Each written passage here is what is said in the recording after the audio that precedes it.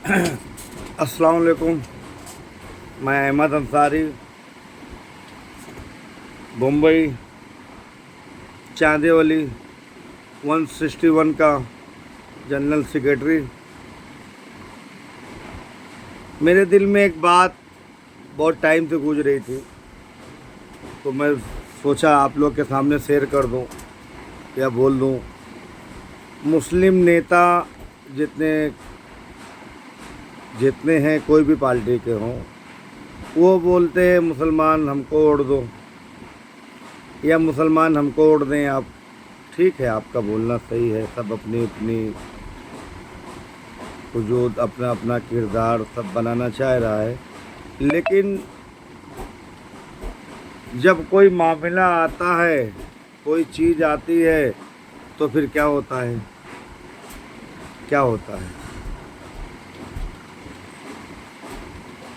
बहुत सारी चीज़ें, एक चीज़ में नहीं, बहुत सारी चीज़ें मैं आपको बता दूं, बहुत सारी चीज़ें आपको बता दूं। एक चीज़ कितनी चीज़ें मैं क्या कितनी गिनाऊंगा मैं, का दो चीज़ें आपको बता दूं। अभी दिल्ली में क्या हुआ था केजरीवाल का, 5 विधायक मुसलमान थे, उन्होंने ना जांच किया, कुछ भी नहीं किए, सीधा उन्होंने बर्खास्त निकाल दिया 5 विधायक मुसलमान का, वो सब बेकार हो गए।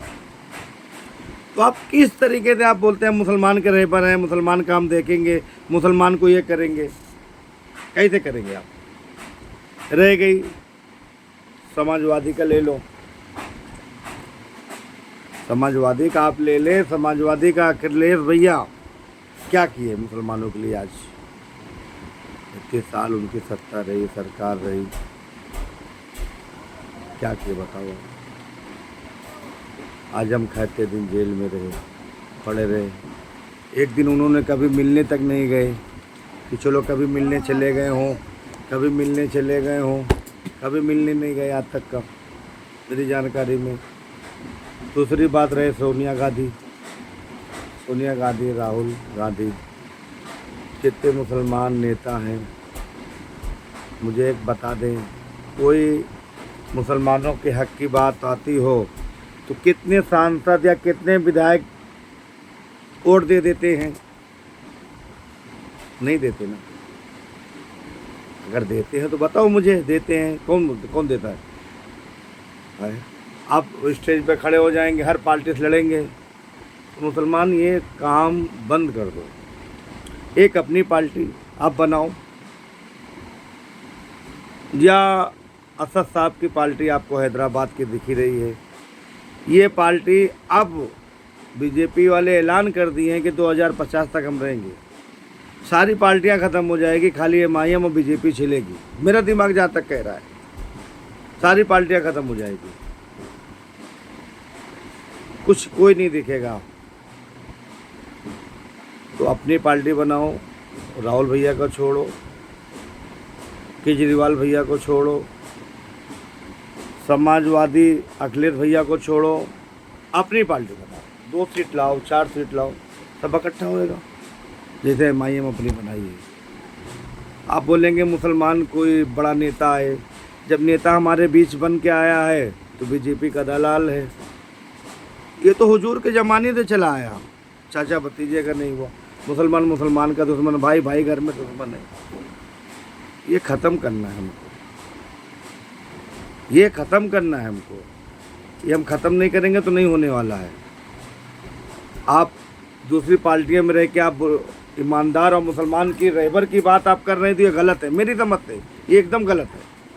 इसको आप बंद करो, ये बात दिखाना, ये चीज़ जो करना, ये बंद करो, एकदम बंद करो, समझे? ये सही नहीं है। आप जब अपनी जमात में रहेंगे, आप अपनी पार्टी बनाएंगे, तब मुसलमान की काम, मुसलमान की आवाज़, मुसलमान का काम आप कर सकते हैं। आप दूसरे पे कंधे पे रख के बंदूक नहीं चला सकते। आप खुद तुरंत मार दिए जाओगे, तुरंत पार्टी से निकाल दिए जाएंगे, तुरंत आपको बर्खास्त कर दिया जाएगा। तो हम क्यों ऐसी पार्टी में रहें? अपनी पार्टी बनाओ। असद साहब को नहीं पसंद है, अपनी पार्टी पर लड़ो, निर्दलीय लड़ो, अपने नाम पे लड़ो, अपनी दम पे लड़ो। बस इतनी बात कहने की थी। आज जुम्मा का दिन है और अगर मेरी बात किसी को बुरी लगी हो तो बंद करें, मुझे माफ़ी करें, मुझे माफ़ी दें भाई। लेकिन मेरी जो सोच मेरे जो दिल में थी मैं वो बात को बता दिया आपको। आगे अल्लाह ने आपको दिल दिमाग दिया है, पढ़े लिखे सब लोग हैं, अपने सोच समझ से काम करें। आप बिल्कुल कोई पार्टी से नहीं लड़ें, अपनी पार्टी लड़ो, निर्दलीय कर लड़ो। असद साहब नहीं पसंद है, आप अपनी पार्टी से बनाइए, आप अपनी पार्टी बनाइए, अपने से लड़िए। लेकिन किसी नेता और कोई पार्टी से मेरे समझ से बेकार है, क्योंकि आप अपनी वाली जहाँ की तहाँ पार्टी से छटका दिए जाओगे, पार्टी से निकाल दिए जाएंगे, तो मतलब क्या हुआ आपको? कोई मतलब नहीं हुआ आपको करके। ठीक है ना भाई? चलो अल्लाह हाफिज़, अस्सलाम वालेकुम।